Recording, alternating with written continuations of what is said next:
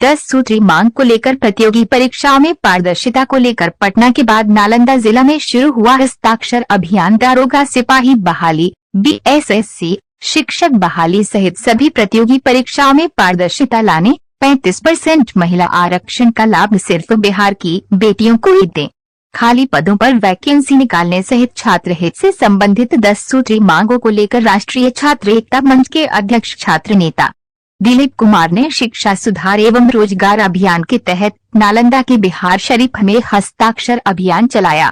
इस अभियान में छात्र नेता दिलीप कुमार के साथ इंजीनियर अमरदीप कुमार, कुंदन पटेल, रविवार, दीपक पांडे, राजनंदिनी कुमारी, बबीता कुमारी, मनीष, मोनू, अनुज, नीतीश, धनंजय, इंद्रजीत सहित सैकड़ों छात्र छात्राएं शामिल हुए। छात्र नेता दिलीप कुमार ने प्रेस कॉन्फ्रेंस करके बताया कि नालंदा में 2 दिनों तक हस्ताक्षर अभियान चलेगा। पटना के बाद नालंदा में हस्ताक्षर अभियान चलाया जा रहा है।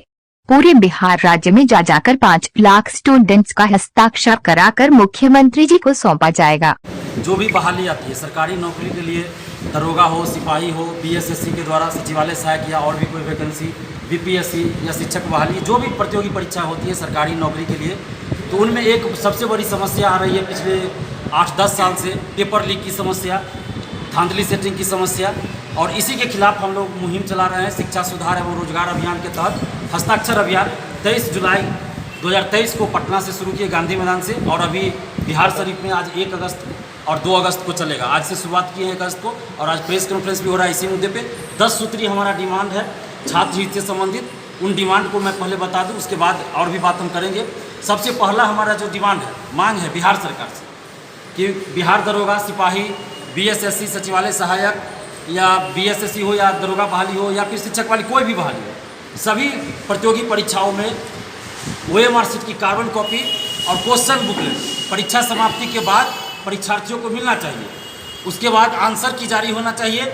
जब रिजल्ट प्रकाशित हो तो कट ऑफ सभी का मार्क्स जारी होना चाहिए। अभी बीपीएससी को छोड़ दिया जाए, बिहार लोक सेवा आयोग को, उसको अगर छोड़ दे तो बाकी जितने भी भर्ती आयोग है, चाहे दरोगा बहाली का हो, सिपाही का हो या बीएसएससी का हो, क्लर्क का कोई एग्जाम हो, उसमें ना तो क्वेश्चन दिया जाता है, ना आंसर बताया जाता है, ना कट ऑफ, ना ही किसी का मार्क्स बताया जाता है। तो हम सरकार से ये सवाल कर रहे हैं कि जब चुनाव होता है, चाहे विधानसभा हो, लोकसभा हो या पंचायत चुनाव हो, तो जितने भी उम्मीदवार खड़े होते हैं सबको बताया जाता है कि किनको कितना वोट आया, चाहे वो जीते या हारे। लेकिन जब हम परीक्षार्थी परीक्षा देते हैं तो हमें हमारा मार्क्स क्यों नहीं बताया जाता? ये तो जानने का हमारा हक है, ये जानने का हमारा हक है। हमको जानकारी होना चाहिए कि किसको कितना मार्क्स है, किस क्वेश्चन का कितना आंसर, किस क्वेश्चन का क्या आंसर आयोग ने सही माना। एक क्वेश्चन का अगर गलत आंसर दे दिया गया जान के तो हजारों अभ्यर्थी बाहर हो जाते हैं। मैं खुद उसका भुक्तभोगी हूँ। वीर कुंवर सिंह 1857 की क्रांति में कहाँ शामिल हुए आंदोलन में, सभी लोग जानते हैं। आ रहा दुनिया के हर किताब में मिलेगा। आ रहा लेकिन 64वीं बीपीएससी में दिया गया कि पटना में शामिल हुए, और उसके चलते हजारों अभ्यर्थी पीटी में ही बाहर हो गए, और जो पैसा दिया उसका बहाली हो गया। 64वीं बीपीएससी में अभी भी बहुत सारे लोग फर्जी बहाल हुए, और उसी बीपीएससी के द्वारा जो बहाल हुए वही लोग पिछले साल 67वीं बीपीएससी में जब पेपर लीक हमने उजागर किया, उसमें बहुत सारे लोग पकड़े गए जो 64वीं बीपीएससी में चयनित हुए थे। बीएसएससी पेपर लीक हुआ, उसको हमने उजागर किया पटना में, बीपीएससी पेपर लीक उजागर किया, और अभी ओएमआर शीट की रंगाई होती है। ये पेन आप लोग देख रहे होंगे, ये पेन है, देख सकते हैं। इसकी खासियत है, आप लोग के सामने हम दिखाएंगे खासियत। देखिए, इससे गोला रंग दीजिए, अब दिखाइए, गोला रंगा गया, और इधर से मिटाने वाला भी है। इसको मिटा दिया जाएगा बाद में इसको मिटा दिया जाएगा। देखिए, ये तो हम जल्दी जल्दी मिटा रहे हैं ना, वो तो आराम से मिटाएगा। मिटा दिया, फिर बाद में जो सही गोला होगा उसको रंग दिया जाता है। ये धंधा चल रहा है, ये बिजनेस चल रहा है बिहार के प्रतियोगी परीक्षा में।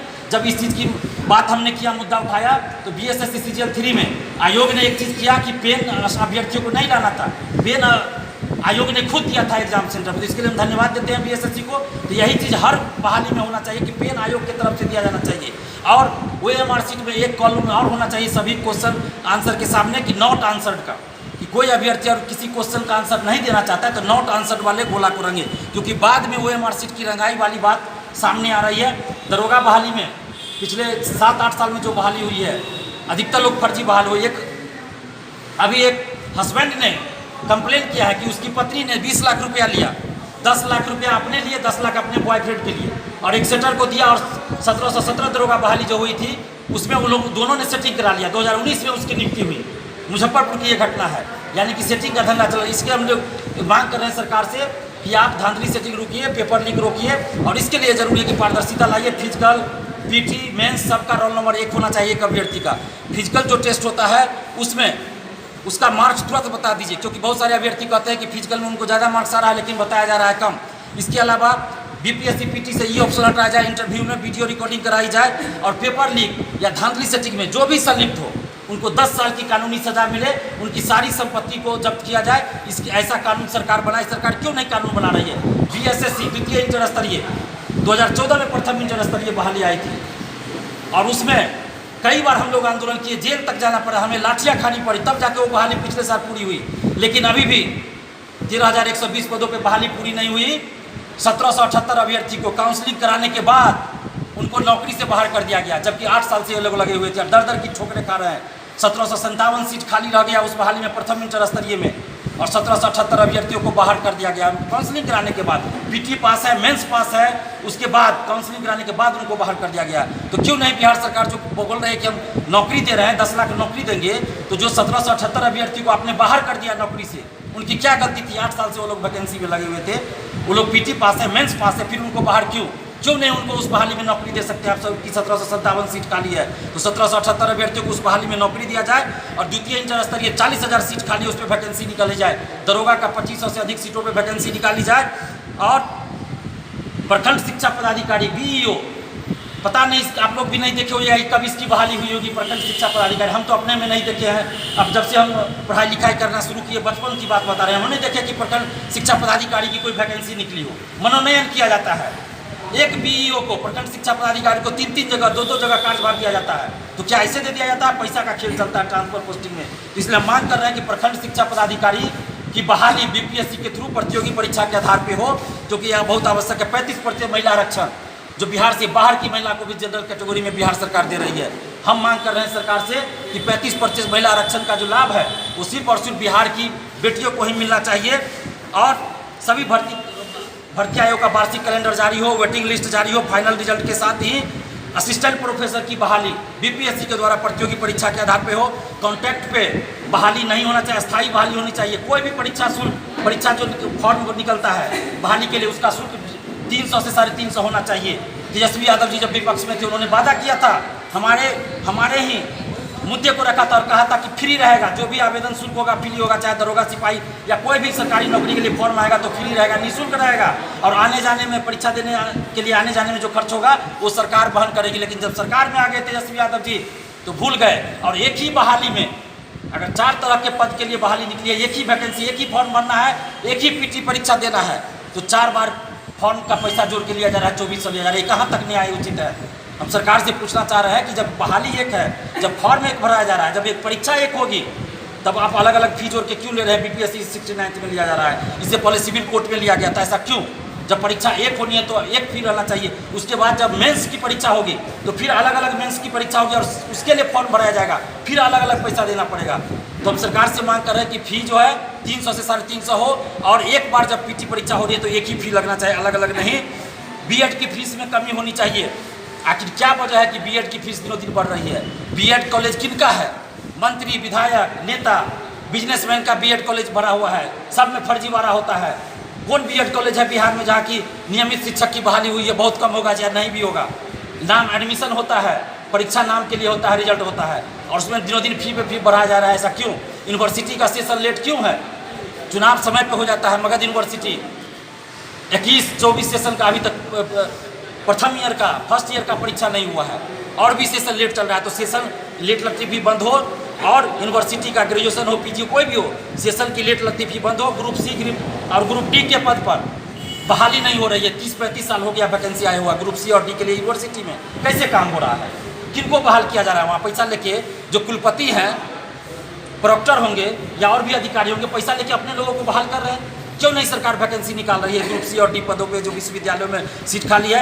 बेरोजगारी दूर करने के लिए, पलायन रोकने के लिए केंद्र सरकार, ये सारा जो डिमांड हम बोले ऊपर, ये बिहार सरकार से है। और पलायन रोकने के लिए, बेरोजगारी दूर करने के लिए फैक्ट्रियाँ लगाई जाए बिहार में, ये डिमांड हमारा केंद्र सरकार और बिहार सरकार से है। आज क्या वजह है कि बिहार के शिक्षक कोटा में जाके पढ़ाते हैं, दिल्ली में पढ़ाते हैं, और बिहार के ही स्टूडेंट कोटा में और दिल्ली में जाकर पढ़ते हैं? यहाँ का पैसा वहाँ खर्च हो रहा है, कोटा का, दिल्ली का अर्थव्यवस्था मौजूद हो रहा है। बिहार में क्यों नहीं ऐसा हो सकता है? फैक्ट्रियाँ लगाई जाए, माहौल बनाया जाए कि शिक्षक को बाहर जाकर न पढ़ाना पड़े, छात्र को बाहर जाकर न पढ़ना पड़े।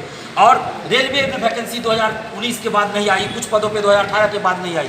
तो हम केंद्र सरकार से मांग कर रहे हैं, हम नरेंद्र मोदी जी से मांग कर रहे हैं कि रेलवे के खाली सभी पदों पे वैकेंसी निकाली जाए, अन्य भी जो डिपार्टमेंट में खाली पद है उन पे वैकेंसी निकाली जाए। नालंदा जो ज्ञान की भूमि है, पूरे दुनिया के लोग यहाँ आकर पढ़ाई करते थे।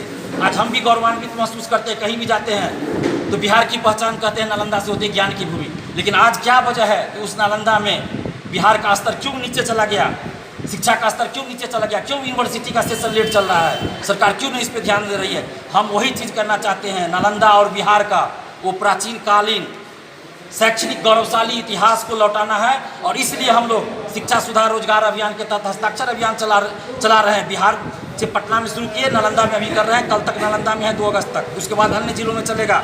और हम किसी पार्टी से नहीं है, हम खुद बीपीएससी अभ्यर्थी रहे हैं, पटना में तैयारी करने गए थे, लेकिन जो धांधली सेटिंग हुआ उसके खिलाफ आंदोलन करते करते मीडिया बंधुओं ने छात्र नेता की उपाधि दे दिया और छात्रों ने दे दिया।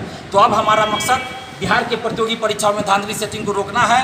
और इसलिए हम लोगों ने राष्ट्रीय छात्र एकता मंच बनाया। संगठन ये सिर्फ और सिर्फ बिहार और देश के छात्र छात्राओं का संगठन है। किसी भी रूप में, प्रत्यक्ष या अप्रत्यक्ष किसी भी रूप में इसका पॉलिटिकल पार्टी से, पॉलिटिकल नेता से कोई संबंध नहीं, सिर्फ और सिर्फ छात्र छात्राओं से संबंध है।